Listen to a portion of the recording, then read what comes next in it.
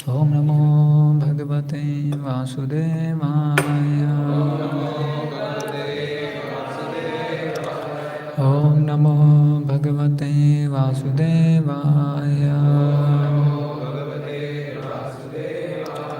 ओम नमो भगवते वासुदेवाय।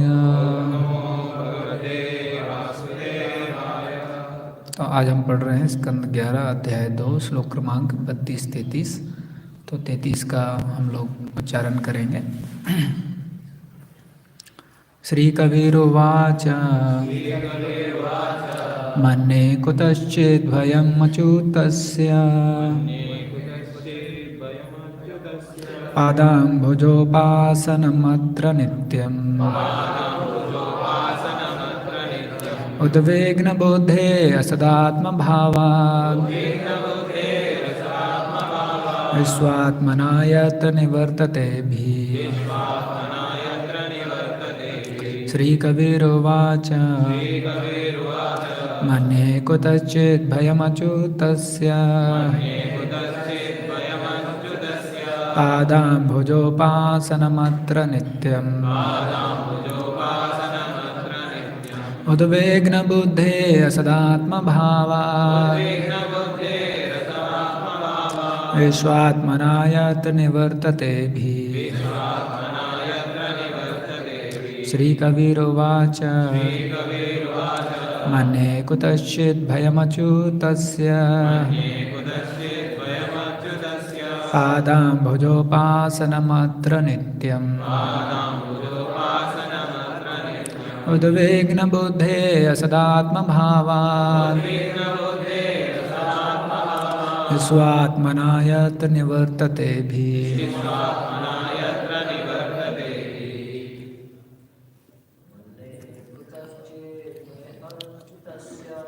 मन्ये कुतश्चित् अच्युतस्य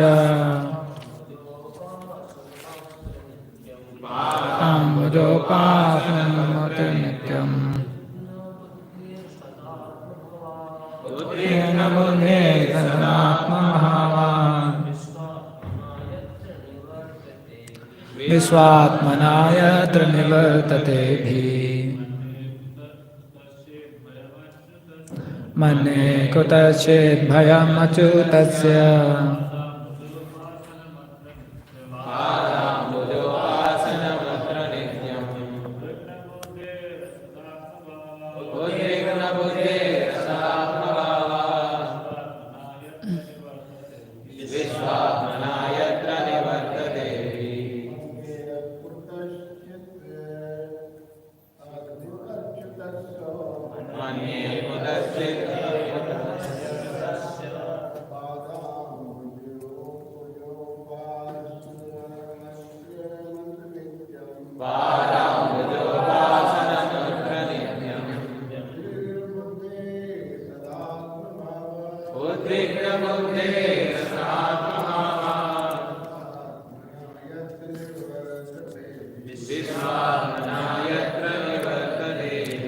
शब्दाद अनुवाद तथा तात्पर्य हिज डिवाइन ग्रेस ऐसी भक्तिवेदांत स्वामी श्रील प्रभुपाद जी के शिष्यों द्वारा श्रील प्रभुपाद की जय। तो इससे पहले जो पहला वाला श्लोक है उसका हम लोग ट्रांसलेशन और छोटा सा परपोट है वो पढ़ेंगे, फिर इस वाले श्लोक का शब्दार्थ पढ़ेंगे। तो इसको आप लोग मत दोहराइए, हम उच्चारण करते हैं। श्री नारद उवाच एवं ते निमिना पृष्ठा वसुदेव महात्मः प्रतिपूज्या भुर्वन् प्रीत्या स सदर्श्यार्तविजं निरुपम्। श्री नारद ने कहा, हे वसुदेव, जब महाराज निमि नव योगेंद्रों से भगवत भक्ति के विषय में पूछ चुके तो उन साधु श्रेष्ठों ने राजा को उसके प्रश्नों के लिए धन्यवाद दिया और यज्ञ सभा के सदस्यों तथा ब्राह्मण पुरोहितों की उपस्थिति में उससे स्नेहपूर्वक कहा। तात्पर्य, सीधा स्वामी के अनुसार न केवल राजा अपितु सभा के सदस्य तथा यज्ञ करने वाले पुरोहित भी भगवान का श्रवण तथा भक्ति की महिमा का कीर्तन करने में जुट गए थे। अब ये मुनि कवि से प्रारंभ करके बारी बारी से राजा के प्रश्नों का उत्तर देंगे। फिर अभी जो हमने श्लोक उच्चारण किया उसका शब्दार्थ पढ़ेंगे। श्री कवि उवाच। श्री कवि ने कहा, मन्ये मैं मानता हूँ, अकुतश्चित भयम निर्भीकता अच्युतस्य अच्युत भगवान की पादाम्बुजम चरण कमलों की उपासनम पूजा अत्र इस जगत में नित्यम निरंतर उद्विग्न बुद्धे विचलित बुद्धि वाले का असत केवल क्षणभंगुर आत्मभावात् आत्मा के रूप में सोचने से विश्व आत्मना पूरी तरह से यत्र जिसमें निवर्तते भाग जाता है भी भय। श्री कवि ने कहा, मैं मानता हूँ कि जिसकी बुद्धि भौतिक क्षणभंगुर जगत को ही मिथ्यापूर्वक आत्मस्वरूप मानने से निरंतर विचलित रहती है, वह अच्युत भगवान के चरण कमलों की पूजा द्वारा ही अपने भय से मुक्ति पा सकता है। ऐसी भक्ति से सारा भय दूर हो जाता है। तात्पर्य, श्री श्रीधर स्वामी के मतानुसार इस श्लोक में आए असद आत्म भावात शब्द यह सूचित करते हैं कि जीव भय से निरंतर उद्विग्न रहता है, क्योंकि वह अपनी नित्य पहचान क्षणभंगुर भौतिक शरीर तथा इसके साज समान से कर बैठता है। इसी प्रकार श्रील विश्वनाथ चक्रवर्ती ठाकुर ने कहा है, भक्ति प्रतिकूल देह गेहा विश्वासक्तिम, अपने क्षणभंगुर शरीर तथा अपने तथा कथित घर परिवार मित्रों इत्यादि से अनुरक्त होने के कारण मनुष्य की बुद्धि सदैव भय से उद्विग्न रहती है और वह भगवत भक्ति को समझ पाने या उसका अभ्यास करने में असमर्थ होता है। देहात्म बुद्धि में रहते हुए संपन्न किए गए तथा कथित धार्मिक कार्यकलाप सदैव भय से और उनके अंतिम फल की चिंता से घिरे रहते हैं, किंतु भगवान की शुद्धि भक्ति मनुष्य के भय तथा चिंता को दूर कर देती है, क्योंकि यह भक्ति वैकुंठ के स्तर पर अथवा आध्यात्मिक स्तर पर की जाती है, जहाँ ना भय रहता है ना चिंता। शिला जीव गोस्वामी के अनुसार भक्ति योग की विधि इतनी प्रबल है कि साधन भक्ति की अवस्था में भी, जिसमें भक्ति को विधि विधानों द्वारा संपन्न किया जाता है, नव दीक्षित भक्त को भगवान की कृपा से निर्भयता का अनुभव होता है। ज्यों ज्यों भक्ति प्रौढ़ होती जाती है, भगवान भक्त को अपना रूप दिखलाते हैं और तब सारा का सारा भय जाता रहता है। हर जीव में ईश्वर की सेवा करने की स्वाभाविक लालसा पाई जाती है, किंतु क्षणभंगुर शरीर से अपनी मिथ्या पहचान करने के कारण मनुष्य अपनी इस शुद्ध स्वाभाविक लालसा को खो देता है और वह शरीर घर परिवार इत्यादि के रूप में क्षणिक इंद्र तृप्ति के प्रति अनुरक्त हो जाता है। ऐसी मिथ्या अनुरक्ति का फल होता है निरंतर कष्ट, जिसे एकमात्र भगवत भक्ति द्वारा उखाड़ फेंका जा सकता है। इस संदर्भ में श्रील भक्ति सरस्वती ने निम्नलिखित श्लोक उद्धृत किया है। तावत भयम दृढ़ देह सुनिमित्तम शोक स्पृहा परिभाव विप्लुक्ष लोभ तावन ममेत्य सद्वग्रह आर्तिमूलम यावन्ते ग्रीम भयम प्रवर्णीत लोकः। हे प्रभु, संसार के लोग समस्त चिंताओं से व्यग्र हैं, वे सदैव डरे हुए रहते हैं, वे सदा अपनी संपत्ति शरीर तथा मित्रों की रक्षा करना चाहते हैं, वे शोक तथा अवैध इच्छाओं एवं साज सामग्री से परिपूर्ण हैं और वे मैं तथा मेरे जैसे नाशवान अवधारणाओं पर अपने कार्यकलापों को निर्भर करते हैं। जब तक वे आपके निरापद चरणों कमलों की शरण ग्रहण नहीं कर लेते, वे ऐसी चिंताओं से भरे रहेंगे। ओम अज्ञानतिमिरन्धस्य ज्ञानाञ्जनशलाकया चक्षुरुन्मीलितं येन तस्मै श्रीगुरवे नमः। चैतन्यमनोभीष्टं स्थापितं येन भूतले स्वयं रूपा कदा मह्यं ददाति स्वपदान्तिकं। वन्देऽहं श्रीगुरो श्रीयुतापदकमलं श्रीगुरुवैष्णवांश श्रीरूपं साग्रजातां सहगना रघुनाथान्वितं तं सजीवं सावधेतं सावधूतं परिजनसहितं कृष्णचैतन्यदेवं श्रीराधा कृष्णपादान् सहगना ललिता श्रीविशाखान्वितांश नमो विष्णुपादाय कृष्णपृष्ठाय भूतले श्रीमते भक्तिवेदांत स्वामी इति नामिने नमस्ते सरस्वती देवे गौरवाणी प्रचारिणे निर्विशेष शून्यवादी पाश्चात्य देशतारिणे नमो महावदन्याय कृष्ण प्रेम प्रदायते कृष्णाय कृष्ण चैतन्य नामने गौरतसे नमः। हे कृष्णा करुणा सिंधु दीनबंधो जगत्पते गोपेश गोपिका कांत राधा कांत नमोस्तुते तप्त कांचन गौरांगी श्री राधे वृंदावनेश्वरी वृषभानुसुते देवी प्रणमामि हरिप्रिये वाञ्छाकल्पतरुभ्यश्च कृपासिन्धुभ्येव च पतितानां पावनेभ्यो वैष्णवेभ्यो नमो नमः। जय श्री कृष्ण चैतन्य प्रभु नित्यानंद श्री अद्वैत गदाधर श्रीवासादि गौरभक्तवृंद। हरे कृष्णा कृष्णा कृष्णा हरे हरे राम राम राम हरे हरे।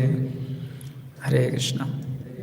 हम सभी भक्तों का आशीर्वाद चाहेंगे जिससे कि इसके ऊपर चर्चा कर सकें अपने शुद्धिकरण के लिए और भगवान की प्रसन्नता के लिए। हरे कृष्णा। तो ये अभी 11वें स्कंद का दूसरा अध्याय, उसका श्लोक क्रमांक 32 और 33। तो ये बहुत अच्छा सुंदर सेक्शन चल रहा है। तो इसमें जो निमि महाराज हैं उनका भेंट नवयुगेंद्रों से होता है और स्वाभाविक रूप से जब दो भक्तों का भेंट होता है तो भगवान के बारे में चर्चा होती है। तो जो निमि महाराज हैं बहुत सारे सवाल जो हैं नवयुगेंद्र जो हैं उनको पूछते हैं और फिर ये जो श्लोक क्रमांक 33 है यहाँ से अभी एक एक करके जो नवयोगेंद्र हैं वो उनके सवालों का जवाब देना प्रारंभ करेंगे। तो जो पहले नवयोगेंद्र हैं जो प्रारंभ करते हैं उनका नाम है श्री कबीर उवाच।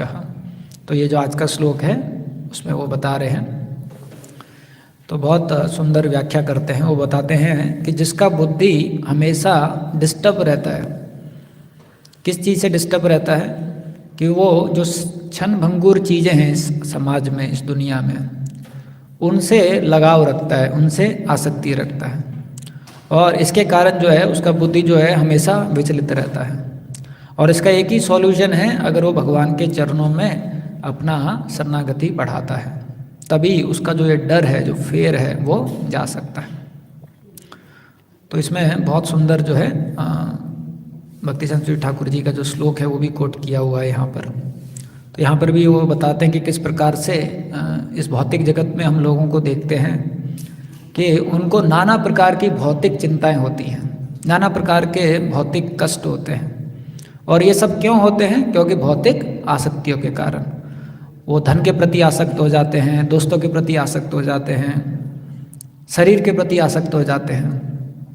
और उससे क्या होता है, या तो वो लेमेंट करते हैं, लेमेंट का अर्थ क्या हुआ, शोक करते हैं, या फिर उनके अंदर में अनलॉफुल डिजायर्स आ जाते हैं, यानी बहुत सारी भौतिक इच्छाएं आ जाती हैं। और किस प्रकार से उनका धारणा रहता है, मैं और मेरा। तो इस प्रकार से वो जीवन यापन करता है। तो मुख्य तरीके से दो चीज़ का इस श्लोक में वर्णन किया गया है कि किस प्रकार से जो भौतिक आसक्तियां हैं, प्रशांत प्रभु, जो भौतिक आसक्तियां हैं, जो भौतिक आसक्तियां हैं, किस प्रकार से वो एक जीव को इस प्रकार के क्लेश में डाल देती हैं। और दूसरा मुख्य चीज़ बताया गया है कि उस क्लेश से बाहर निकलने का एक ही तरीका है, वो भगवान का चरणों का आश्रय लेना। तो आज अभी हम पहले सत्र में चर्चा करेंगे किस प्रकार से, जैसा कि श्लोक में वर्णन किया गया है, भौतिक विषय वस्तुओं से जो आसक्ति है वो किस प्रकार से हमको दुख देती है। और फिर दूसरे सत्र में हम चर्चा करेंगे कि किस प्रकार से अगर हम भगवान के चरणों का आश्रय लेते हैं तो उस दुख से हम बच सकते हैं। तो जब भी जीव इस भौतिक दुनिया में आता है तो इस दुनिया में जैसे ही आता है तो उसको अहंकार दिया जाता है, उसको हम फॉल्स ईगो बोलते हैं। तो अहंकार का अर्थ क्या है, उसको ये भाव आ जाता है कि मैं। अब फॉल्स ईगो क्यों बोलते हैं, क्योंकि गलत चीज़ों के प्रति अहंकार आ जाता है। अहंकार गलत नहीं है, जब हम आध्यात्मिक जगत में रहते हैं तो वहाँ भी एक अहंकार है, लेकिन वो क्या अहंकार है कि मैं भगवान का दास हूँ। वो अहंकार जो है वो सुख और आनंद को प्रदान करता है। लेकिन यहाँ पर जो अहंकार होता है वो अहंकार को बोलते हैं मिथ्या अहंकार या फॉल्स ईगो। तो उसमें क्या बताया जाता है, मैं और मेरा, ये जो भौतिक चीज़ें हैं उनसे वो जो है आसक्त करने लग जाता है, उनसे जो है वो आइडेंटिफाई करने लग जाता है। तो जैसे ही कोई भी विषय वस्तु होती है तो पहला सिद्धांत हम देखते हैं कि जो भी हमारे पास विषय वस्तु होती है उसके साथ में तुरंत जो है आसक्ति आ जाती है। ये स्वाभाविक है। क्यों? क्योंकि हम लोग मिथ्या अहंकार लेकर जन्म लिए हैं। तो जैसे ही मिथ्या अहंकार है तो कुछ भी चीज़ हमारे हाथ में आती है तो तुरंत भाव क्या आ जाता है, मेरा, क्योंकि मैं तो है ही। जैसे कोई चीज़ हमारे हाथ में आ जाएगी तो मैं से क्या जुड़ जाता है, मेरा। तो कोई भी चीज़ सामग्री हमारे को दे दी जाती है तुरंत उसके प्रति जो है एक आसक्ति आ जाती है कि मेरा। जैसे एक पुत्र का जन्म होता है तो जब उसका जन्म होता है तब उसको कुछ पता नहीं कि कहाँ पर क्या है, लेकिन जैसे ही उसका जन्म होता है और उसकी माता बताती है कि ये आपके पिताजी हैं, मेरे पिताजी हैं, आसक्ति आ जाता है। फिर उनकी माता पिता बताते हैं कि बेटा ये हमारा घर है, मेरा, आसक्ति आ जाती है। फिर उनके माता पिता बताते हैं बेटा ये तुम्हारे लिए नई साइकिल खरीदी हम लोगों ने, मेरा, आसक्ति आ जाती है। जो विषय वस्तु उस जीव को दी जाएगी उसके प्रति स्वाभाविक रूप से क्या आ जाएगा, उसको आसक्ति आ जाएगी। तो इसलिए अहंकार के बाद में जो सबसे पहला चीज़ होता है वो क्या होता है, ये भाव रखना कि ये मेरा है। उसको क्या बोलते हैं, पोजेस करना, कि ये चीज़ मेरा है। अब एक बार वो पोजेस कर लिया कि ये चीज़ मेरा है तो उसके बाद में क्या करने का मन करता है कि ये चीज़ मेरे अनुसार ही चलनी चाहिए। तो पोजेस के बाद में क्या आ जाता है, भाव, कंट्रोल का भाव आ जाता है कि मेरा है तो मेरे साथ चलना चाहिए, जैसा मैं चाहता हूँ वैसे ये काम करना चाहिए।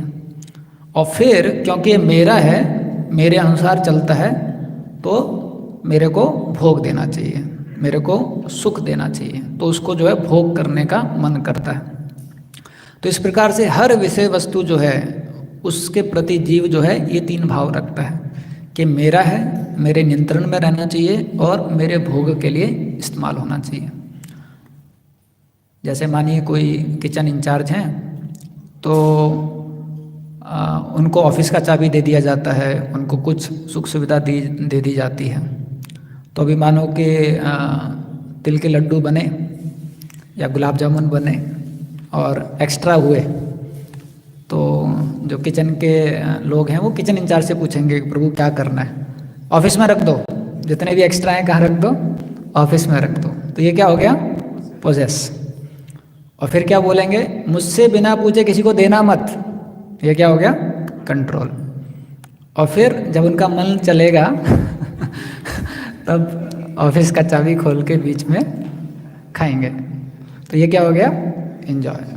ये स्वभाव है, ये सबके साथ होता है। मैं तो एक उदाहरण दे रहा हूँ, कोई भी विभाग है, कोई भी विषय वस्तु है, उसके साथ इस प्रकार का भाव स्वाभाविक रहता है बद्ध चेतना में। तो जब भी हम किसी विषय वस्तु से आसक्त होते हैं, उसको अपना मानते हैं, तो स्वाभाविक रूप से उसको नियंत्रण करने का भाव आता है और स्वाभाविक रूप से फिर उसको भोग करने का भाव आता है। तो अभी इसमें बताया है कि जब भी हम विषय वस्तु से भोग करते हैं तो हमेशा जो है चिंता में रहते हैं। तो ऐसा क्यों बताया गया है, क्योंकि जब हम देखते हैं कि जो विषय वस्तु है उसको हम अपने साथ रखना चाहते हैं, अपने नियंत्रण में रखना चाहते हैं और जो है उसको भोग करना चाहते हैं, तो ये तीनों चीज़ें करने के लिए भी बहुत चिंता से गुजरना पड़ता है, क्योंकि इस दुनिया में विषय वस्तुओं को अपने पास में रखना, नियंत्रण में रखना, भोग करना आसान नहीं है, क्योंकि इतने सारे लोग भी यही करना चाहते हैं। एक तो वो कारण है, दूसरा विषय वस्तुओं का स्वभाव भी ऐसा है कि वो भगवान की प्रसन्नता के लिए बनी है, हमारी प्रसन्नता के लिए बनी नहीं है। तो इसलिए उनका भी स्वभाव ऐसा है कि नियंत्रण से भागने का प्रयास करती हैं, हमको भोग देने का प्रयास नहीं करती हैं। तो इसलिए हमेशा एक चिंता रहती है। मानो ऑफिस का चाबी गुम हो गया तो चिंता आ जाएगी, अरे कहाँ, कोई ले तो नहीं लिया, कहाँ चला गया। मानो आपने एक डब्बा रखा था और लॉकर खोला तो डब्बा गायब है।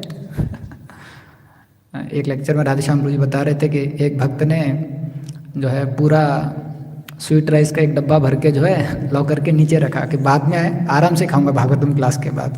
तो भागवतम से पहले प्रसादम होता है वहाँ पर, तो भागवतम चुपचाप अटेंड कर रहा है, लेकिन पूरा ध्यान कहाँ है। जैसे ही भागवतम खत्म होगा, जो स्वीट राइस का डब्बा है वो पूरा खोल के मैं खाने वाला हूँ। और जैसे ही भागवतम खत्म होता है, इतना क्या बोलेंगे, स्फूर्ति से, उत्साह, निश्चय से, भागता हुआ, लौल्यम से जाता है, देखता है तो डब्बा है ही नहीं। तो फिर उसको बहुत दुख होता है, अरे डब्बा कहाँ चला गया। तो इसलिए इन चीज़ों को अपने पास रखने में, नियंत्रण करने में और भोग करने में क्या है, बहुत ज़्यादा चिंता का शिकार करना पड़ता है। या भोग करना चाहते हो, अपने लॉकर खोला, लड्डू निकाला, खाने वाले थे तो तब तक कोई और आ गया, तो कितना अजीब लगता है ना, अरे अभी आना था इनको। और वो भक्त भी क्या बोलते हैं, प्रभु और है क्या? नहीं और तो नहीं, एक ही था, ठीक है आधा ले लो, भी वैष्णव है। तो लेकिन अंदर से थोड़ा अजीब लगता है कि अरे मेरे भोग के बीच में ये कौन आ गया, ऐसा। तो इस तरीके से लोग अलग अलग तरीके से भोग करने का प्रयास करते हैं, ऐसा। कुछ वक्त लोग तो कुंडी लगा लेते हैं कि पहले भोग कर लें, उसके बाद कुंडी खोलेंगे।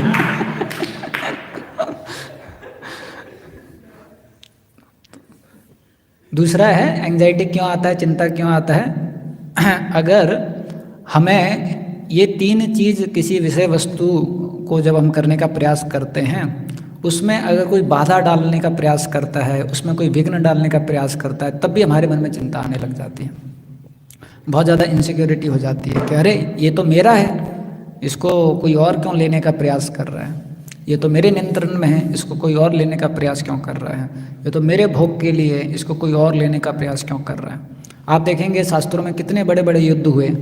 विश्वामित्र मुनि का देखते हैं, वशिष्ठ ऋषि से एक गाय के लिए जो है इतना बड़ा युद्ध हुआ, क्योंकि ये स्वाभाविक है कि जो विषय वस्तु हैं उनके प्रति आसक्ति होती है, फिर उन्हें नियंत्रण और भोग करने का जो है चिंता जो है उससे व्यक्ति ग्रस्त हो जाता है। तो इस तरीके से चिंता होती है। और डर किस लिए होता है? डर होता है कि कहीं हम उनको खो ना बैठें, जो हमारा पोजीशन है, जो हमारा नियंत्रण है, जो हम उनसे भोग कर रहे हैं, कहीं वो खो ना बैठें। इसलिए क्या, हमेशा एक डर लगा रहता है। इस प्रकार से एक भय रहता है। एक व्यक्ति के बारे में हम सुन रहे थे कि उसने बहुत ज़्यादा धन संग्रह किया था, ये सोच के कि मैं बहुत एंजॉय करूँगा, मैं बहुत एंजॉय करूँगा। और फिर वो कहीं तो जा रहे थे तो उनका एक्सीडेंट हो जाता है और उस एक्सीडेंट में वो मर जाते हैं। और इतना ज़्यादा उन्होंने धन संग्रह कर रखा था कि जो गाड़ी होती है, उनकी कार थी, तो जो कार का जो ऊपर का वो होता है, तो उसके अंदर भी पैसा उन्होंने ऐसे कैश जो है लगा रखा था, दिखाई नहीं देता था, गाड़ी की सीट के ऊपर था ऐसा। और उसी गाड़ी में जो है उनकी मृत्यु हो जाती है। अब सारे रिश्तेदार जो हैं वो ढूंढते हैं कि अरे पैसा कहाँ है, पैसा कहाँ है, पैसा कहाँ है, क्योंकि उनको तो पता था ये पैसा बहुत जो है संग्रह किया है। गाड़ी को पूरा ढूंढते हैं, उनको मिलता ही नहीं है। फिर एक वहाँ पर भिखारी था, तो उसने भी गाड़ी देखी, वो लोग तो सब गाड़ी छोड़ के चले गए। तो भिखारी ने गाड़ी देखी तो उसको तो कुछ दिखाई नहीं दिया, सब गाड़ी ऐसी थी। तो उसको गुस्सा आया कि आज कुछ मिल ही नहीं रहा है मेरे को, तो जो है ऊपर की सीट उसने स्क्रैच कर दिया। तो जैसे ही स्क्रैच किया तो उसमें गड्डियाँ निकल गई। तो जो रिश्तेदार थे उनको तो धन मिला नहीं, लेकिन ये जो भिखारी था उसको धन मिल गया। तो हम देखते हैं कि एक डर रहता है चीज़ों को हम खो ना दें, और उस डर के लिए व्यक्ति जो है कहाँ कहाँ चीज़ों को छुपाता है, क्या नहीं करता है, ऐसा है। और हमेशा भले उसने चीज़ों को छुपाया है, लेकिन उसका ध्यान जो है वहीं रहता है, कोई ले ना ले, कहीं चला ना जाए। और कई बार तो बार बार बीच बीच में उसको देखता भी है खोल के, है ना, है ना, है ना, ऐसा। तो ये जो डर है ये विषय वस्तुओं के कारण होता है। दूसरा क्या चीज़ बताया गया है, जब विषय वस्तु हमारे पास में होती हैं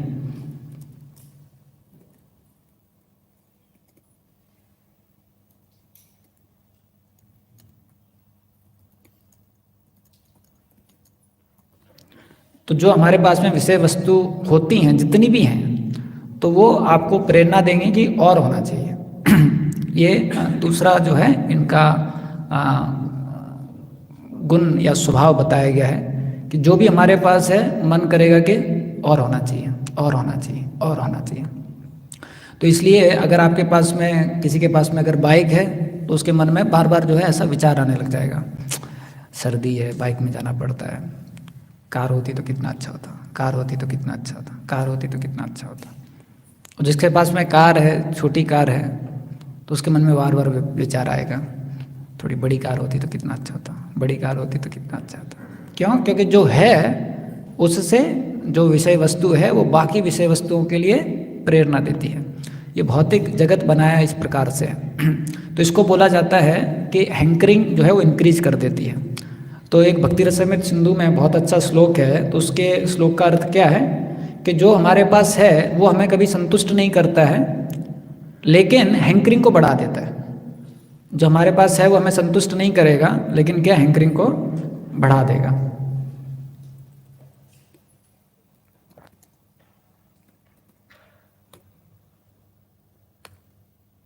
तो ये भक्ति रसामृत सिंधु से श्लोक है जो कृष्णदास कविराज गोस्वामी जो है कोट किए हैं इसको।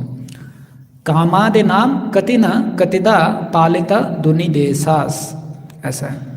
तो इसमें ये बताते हैं कि कितना मैंने प्रयास किया अपने जो है इच्छाओं की पूर्ति करने के लिए, लेकिन इन इच्छाओं ने कभी भी मुझे कृपा नहीं दिया।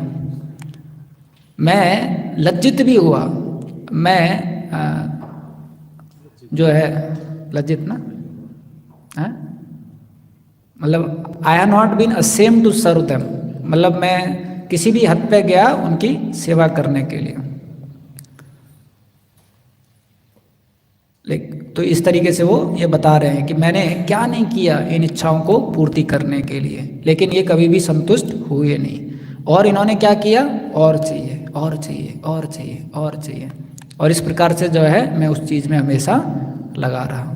तो ये जो भौतिक इच्छाएं हैं ये इनका ये स्वरूप है कि जो आप पे चाहिए, जो आप पे है वो आपको पुश करेगा कि और चाहिए, और चाहिए, और चाहिए, ऐसा है। जैसे मानो अभी कोई कॉन्ग्रीगेशन प्रीचिंग कर रहे हैं तो उनको इस बर्थडे पे एक स्वेटर मिल गया, तो अगले बर्थडे पे मन करेगा एक और मिल जाए या जैकेट मिल जाए, तो फिर उनको एक और मिल जाएगा।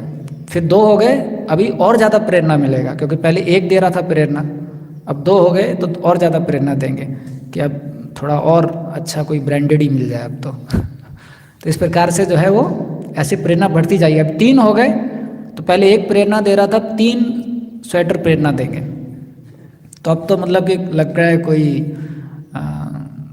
वेस्ट का कोई जैकेट ही आएगा अब तो, इस तरीके से। तो जितने विषय वस्तु आप पे हैं तो वो आपको और ज़्यादा धक्का देंगे, और ज़्यादा पुश करेंगे और विषय वस्तुओं को प्राप्त करने के लिए। और जो आप पे हैं वो कभी संतुष्ट नहीं करेंगे आपको, लेकिन आपकी हैंकरिंग को बढ़ाते रहेंगे। हैंकरिंग को क्या है, बढ़ाते रहेंगे। तो ये जो है दूसरा बताया गया है। और तीसरा जैसा कि श्लोक में हम पढ़ रहे थे कि जब इनको हम लूज करते हैं तब क्या होता है, लैमेंटेशन।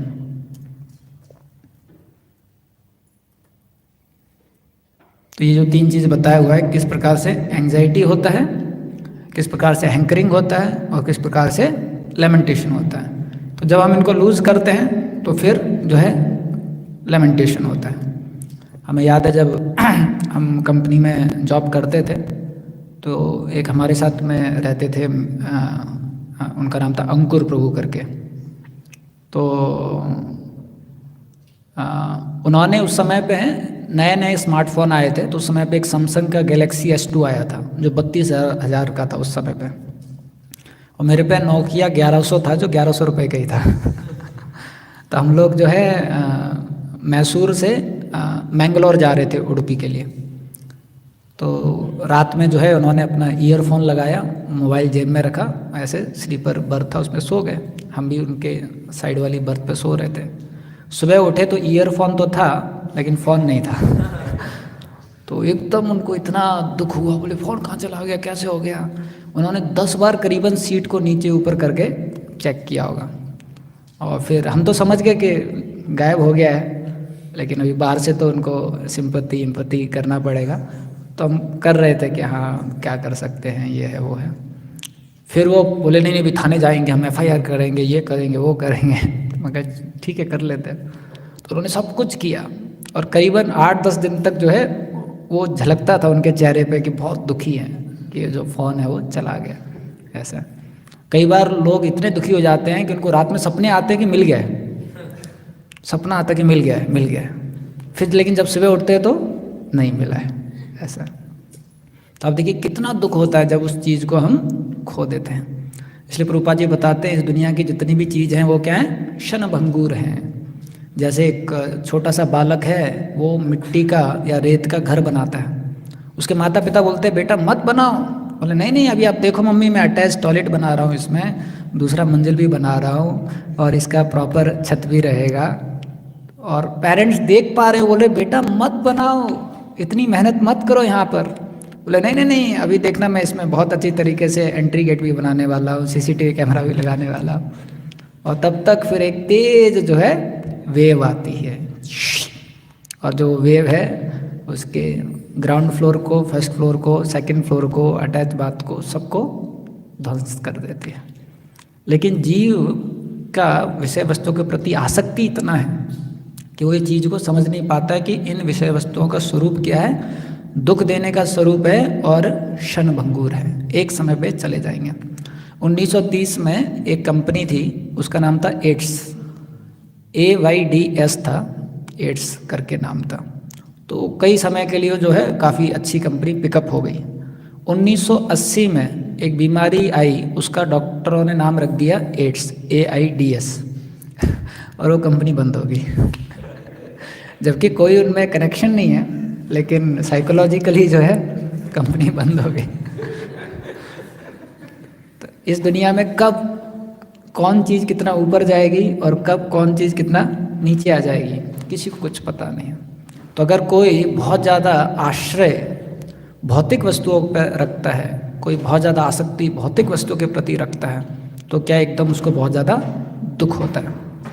तो ये बताया कि जब हम उनको लूज़ करते हैं तो क्या होता है, लेमेंटेशन होता है। तो इस प्रकार से ये जो विषय वस्तु हैं ये हमको जो है दुख देते हैं। उसके बाद इस श्लोक में बताया गया है कि जो ये विषय वस्तु हैं, एक तो इनका स्वरूप है कि हमें दुख देते हैं, जैसा हमने सुना किस प्रकार से वो एंग्जाइटी देते हैं, हैंकरिंग कराते हैं और लेमेंटेशन देते हैं। अब भक्ति के लिए ये किस प्रकार से हमको भक्ति नहीं करने देते हैं, तो वो भी यहाँ पर समझाया गया। तो यहाँ पर विश्वनाथ चक्रवर्ती ठाकुर जी का बहुत सुंदर बताया गया है। तो वो बोलते हैं भक्ति प्रतिकूल देह गेहादिषु आसक्तिम। जब कोई व्यक्ति इस प्रकार से भौतिक चीज़ों के प्रति आसक्त होता है, घर परिवार दोस्त, तो उसका बुद्धि जो है हमेशा एक डर से प्रभावित रहता है। अब इसके कारण होता क्या है वो इन्होंने यहाँ बताया। उसके कारण जो है वो भक्ति की क्रिया को अप्रिशिएट नहीं कर पाता है, वो भक्ति की क्रिया की प्रशंसा नहीं कर पाता है और ना ही शुद्ध भक्ति कर पाता है।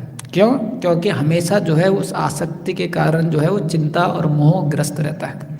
जो ये विषय वस्तु हैं उसके हृदय का मोह जो है वो हर लेते हैं।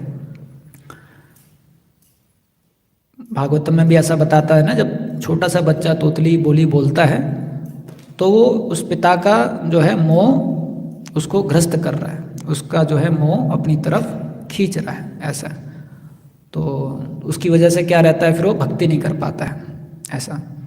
एक ब्रजवासी आए थे चौपाटी में, तो एक भजन के माध्यम से इसको समझाए थे। तो वो बोलते हैं कि धोखा खा जाता है मन हमारा, ना हम किसी के ना कोई हमारा। तो बोलते हैं कि जब ऐसे कोई विषय वस्तु आती है तो मन क्या है, धोखा खा जाता है और ये भूल जाता है कि ना हम किसी के ना कोई हमारा है। इस तरीके से वो समझा रहे थे।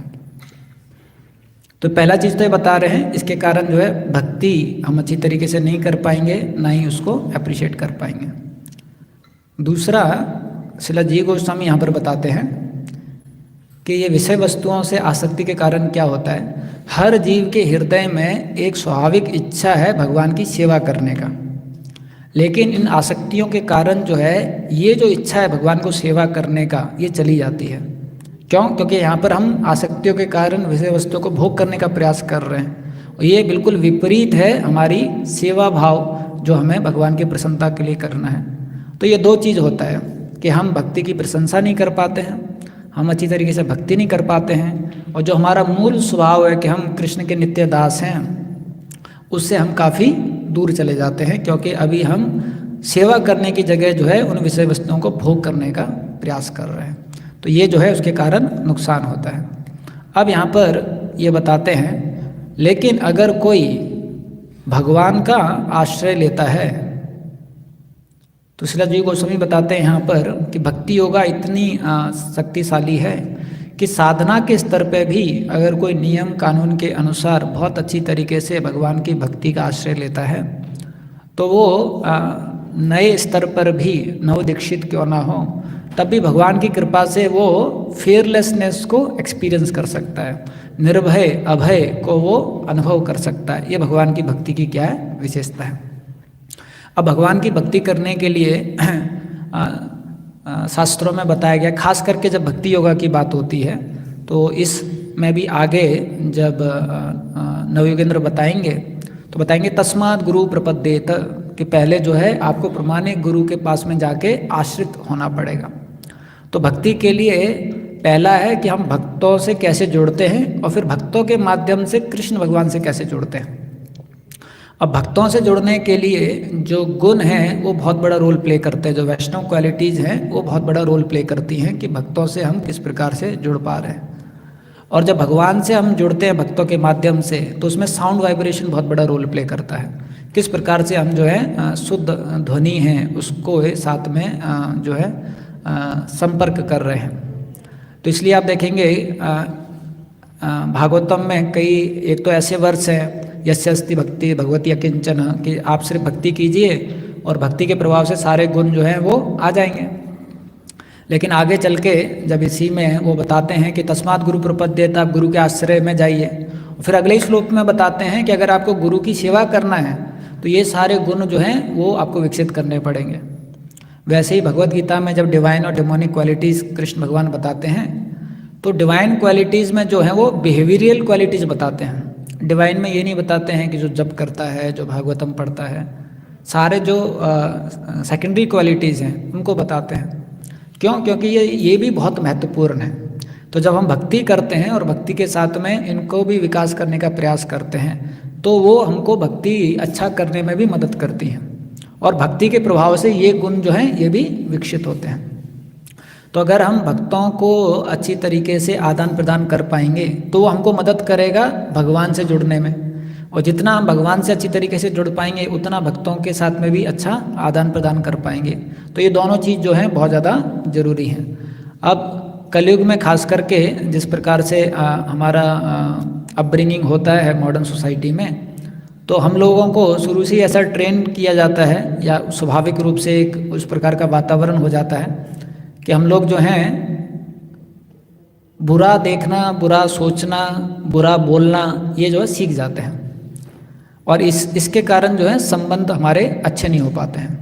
अभी आज हम समाज में देखते हैं कि हर जगह जो है लोगों को संबंध से बहुत ज़्यादा परेशानी होती है, संबंध जो है बहुत ज़्यादा कमज़ोर हैं हर जगह। तो उसका एक कारण क्या है कि जो लोग हैं वो दूसरों में अच्छे गुण देखना और उन अच्छे गुणों को अप्रिशिएट करना ये जो है भूल चुके हैं। कहीं पर भी आप देखिए कोई भी डाइवोर्स होता है तो आप उस व्यक्ति से पूछिए कि आपने इनको डाइवोर्स क्यों किया, तो वो तुरंत बोलेगा अरे ये ऐसा करती थी, ऐसा बोलती थी, ऐसी थी। और उस स्त्री से पूछोगे कि आपने क्यों इनको छोड़ा, तो वो भी बोलेगी ये ऐसे थे, वैसे थे, ऐसे थे। एक भी अच्छा गुण नहीं बताएंगे, सिर्फ उनके जो अवगुण हैं वो बताएंगे। यानी कि वो सिर्फ अवगुण देखते थे, अवगुण के बारे में सोचते थे, तो ऐसे व्यक्ति के साथ कोई क्यों रह पाएगा। तो इसलिए शास्त्रों में बताया गया है, खास करके साधक के स्तर पे, ये जो 6 विजन है ये हम सुनते हैं शास्त्रों में है, लेकिन इस 6 में से खास करके जो साधक है क्योंकि हम लोग जो हैं अवॉइड नहीं कर सकते, हम लोग बैड जरूर देखेंगे, तो हम लोग गुड भी देखेंगे और बैड भी देखेंगे, लेकिन हमारा फोकस कहाँ होना चाहिए? गुड पे होना चाहिए। ये साधक जो है उसके लिए ये अभ्यास जो है बहुत ज़रूरी है कि हाँ हमारे को बुरे गुण भी दिखाई देंगे लेकिन अच्छे गुण भी दिखाई देंगे, और हमारा ध्यान कहाँ होना चाहिए कि जो अच्छे गुण हैं इनके ऊपर मैं ध्यान करूं। तो अगर हम अच्छे गुणों पे ध्यान रखते हैं तो हमारे संबंध उन भक्तों के साथ में अच्छे हो जाएंगे, लेकिन अगर हम अच्छे गुणों पे ध्यान नहीं रखते हैं तो उनके साथ में संबंध हमारे सही नहीं रहेंगे।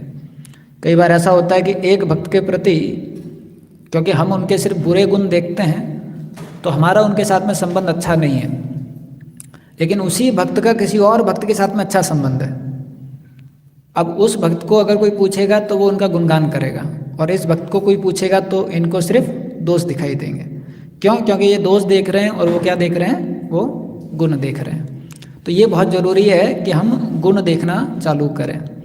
जो शास्त्रों में इतने सारे गुण बताए गए हैं कि जो गुण हमें विकसित करने हैं, गुण विकसित करने का एक महत्वपूर्ण अंग है दूसरों में गुण देखने का कोशिश करना, प्रयास करना। जब हम दूसरों में गुण देखने का प्रयास करेंगे और उनकी सराहना करेंगे तो एक बहुत बहुत महत्वपूर्ण अंग है कि वो गुण हमारे अंदर भी आने लग जाएंगे।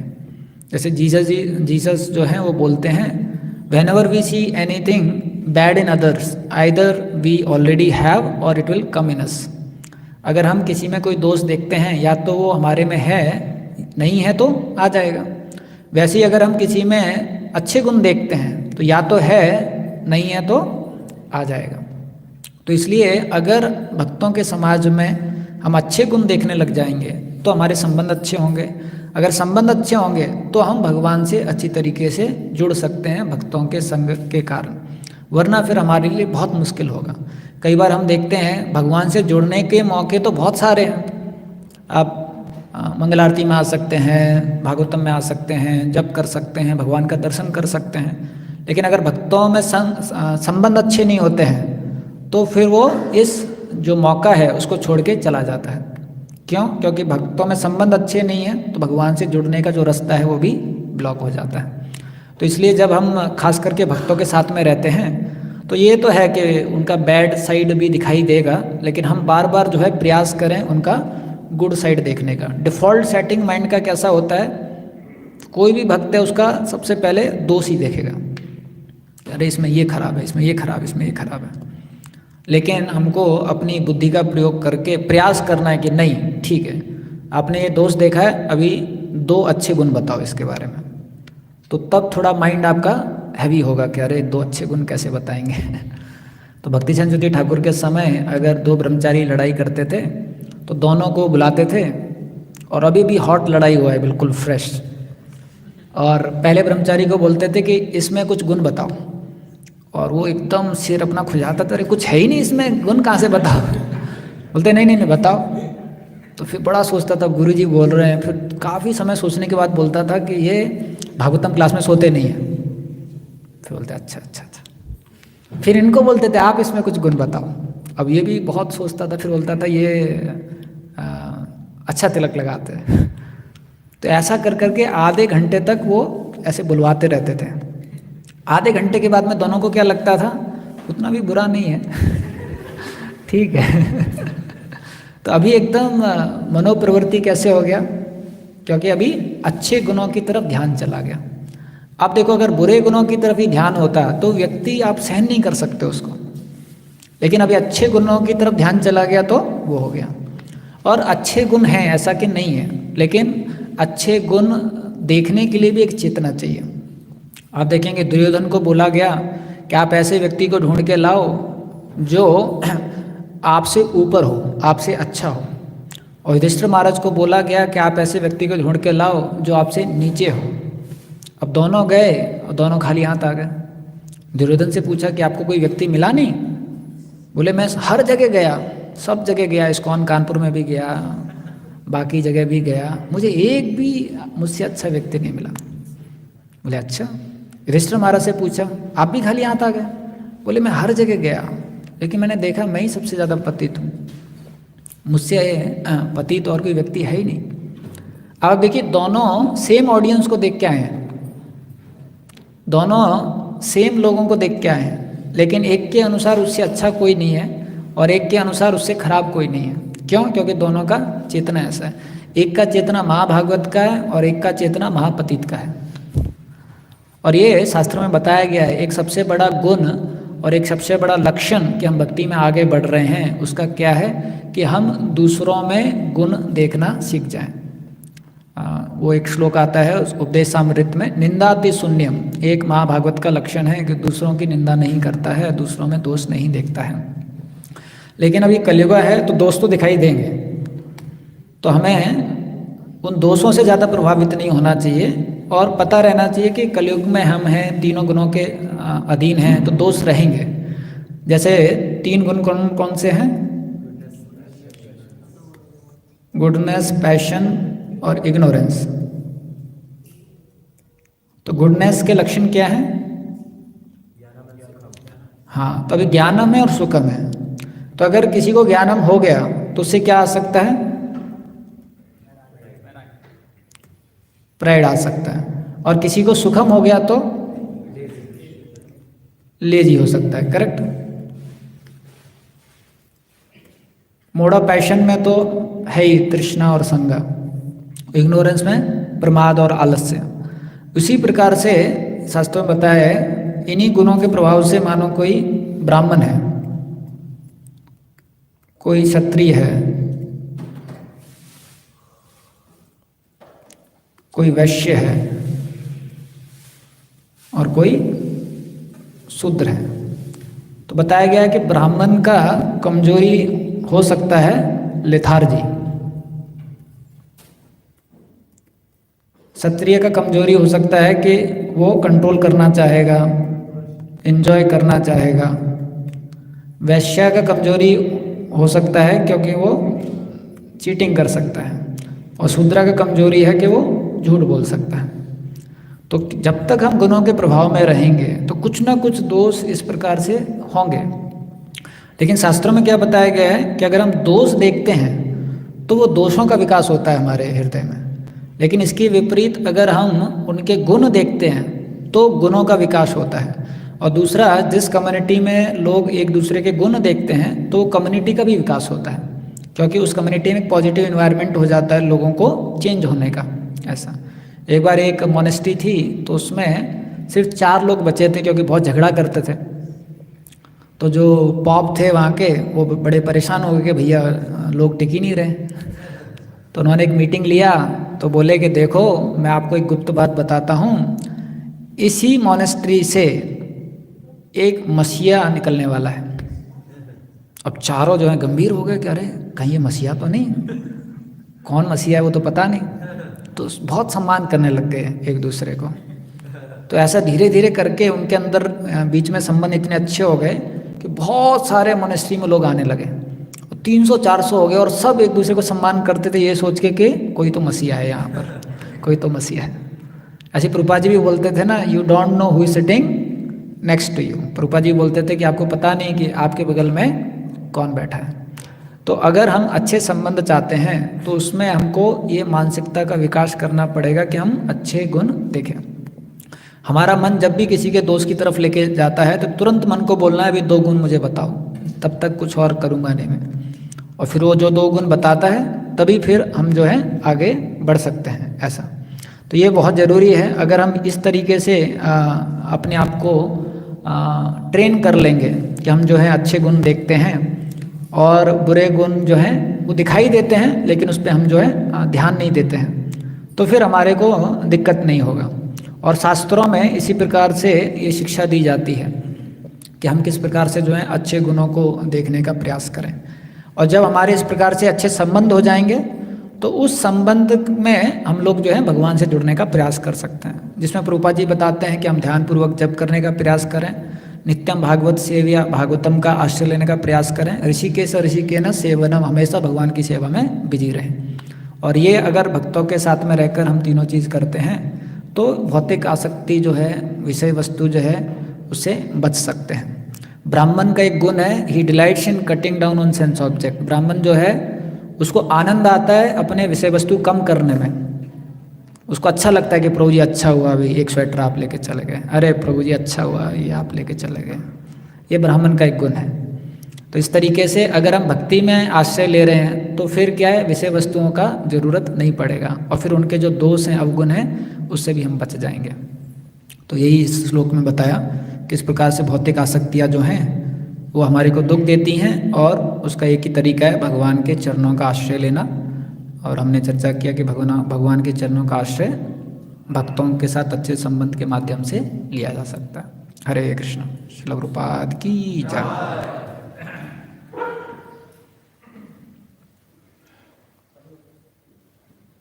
किसी का कोई सवाल है तो पूछ सकते हैं।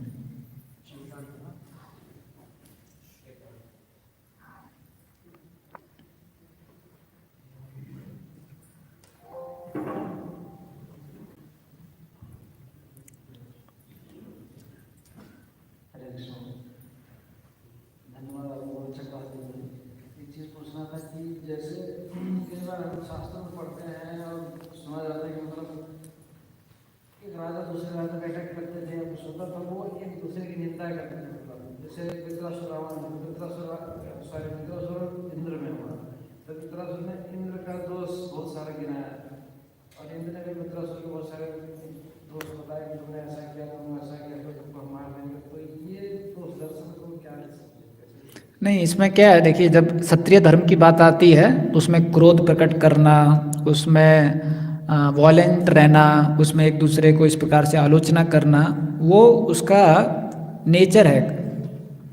तो जैसे यहाँ क्षत्रिय का बताया ना, कंट्रोल करना, ये उसका एक नेचर है, स्वभाव है। शास्त्रों में भी जब डिवाइन क्वालिटीज़ भगवान बताते हैं तो उसमें क्षत्रिय का क्या नेचर बताया, तेजस, शौर्य। तो अगर वो उसको गाली नहीं देगा, उसके दोष नहीं देखेगा तो क्रोध कैसे आएगा। अब वो उसकी प्रशंसा करेगा, अरे आप तो इतने अच्छे हो लेकिन अभी मेरे सामने आ गए हो, अच्छा नहीं लग रहा है ऐसा नहीं होगा ना। तो क्षत्रिय का स्वभाव है। वैष्णव के ये गुण, वैष्णव के बारे में बताया गया है कि अगर हमें वैष्णव बन के अच्छी तरीके से आगे बढ़ना है तो ये गुण जरूरी हैं। और समाज में भी, जैसे युद्ध भूमि एक अलग है, बाकी समय अगर क्षत्रिय अच्छे संबंध चाहता है अपने परिवार में तो उसको गुण देखने पड़ेंगे। अगर वो घर में आके अपनी पत्नी का दोषारोपण करता है तो डाइवोर्स हो जाएगा, करेक्ट ना। लेकिन उनका ये जॉब है, क्षत्रिय है, उनको प्रोटेक्शन के लिए जो है इस प्रकार से दोष देखना भी गलत नहीं है। प्रभुपाद जी बोलते हैं उसी तात्पर्य में डिवाइन और डिमोनिक क्वालिटी में, to call thief a thief is not a fault finding. तो अगर कोई चोर है उसको चोर बोलना वो गलत नहीं है। और उनको अधिकार दिया गया है, जैसे क्षत्रिय उनको अधिकार दिया गया है कि इसमें जो गलत लोग हैं उनको आपको ठीक करना है। अब किसी ने चोरी किया, क्षत्रिय ने पकड़ लिया और क्षत्रिय बोल रहा है अरे तुमने चोरी किया, छोड़ूंगा नहीं, तो ये दोष नहीं है, सही है, उनका कर्तव्य। समझ गए ना ऐसा। इसमें देखिए सिद्धांत क्या है, अगर आपका कोई रिस्पॉन्सिबल पोजीशन है, जैसे आप कोई अधिकारी हैं या कोई गाइड हैं, कोई मेंटर हैं, गुरु हैं, या किसी प्रकार से चीज़ों को सही करने का जिम्मेदारी है, तो आप जो हैं उन दोषों को देखकर उनको बता भी सकते हैं आपके संबंध के अनुसार, आपके अधिकार के अनुसार। लेकिन अगर हमारा ये पद्धति नहीं है, हम इन पदों पे नहीं हैं, तो हमारा यही स्वभाव रहना चाहिए कि हम उनमें अच्छे गुण देखें और अच्छे संबंध रखें। ठीक है। हरे कृष्ण। श्रील प्रभुपाद की जय।